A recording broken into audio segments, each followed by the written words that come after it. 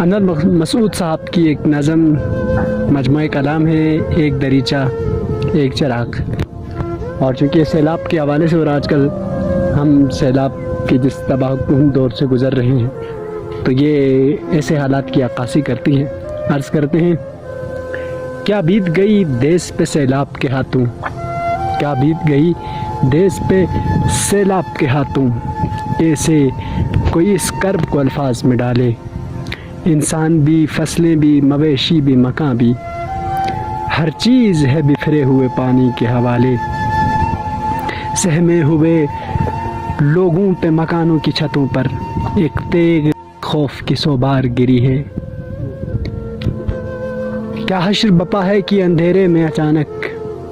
ہمسائے پہ ہمسائے کی دیوار گری ہے، کیا بیت گئی ان پہ جنہیں راس نہ آئے، پانی سے اکھڑتے ہوئے پیڑوں کی پناہیں، کیا جانیے سیلاب کے طوفان بلا میں کس وقت کہاں ڈوب گئی کس کی کراہیں،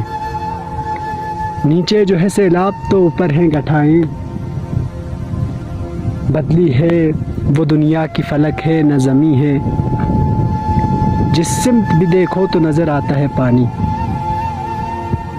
اور پیاس بجھانی ہو تو ایک بوند نہیں ہے۔ رفتار ہے سیلاب کی آندھی کی طرح تیز، دریا ہے کہ دھرتی کی طرف دوڑ پڑے ہیں، آہستہ و کم کم ہے مگر وقت کی رفتار، آہستہ و کم کم ہے مگر وقت کی رفتار، راتیں بھی مصیبت کی بڑی دن بھی بڑے ہیں، آوو کہ اب اس ہستی برتر کو پکارے،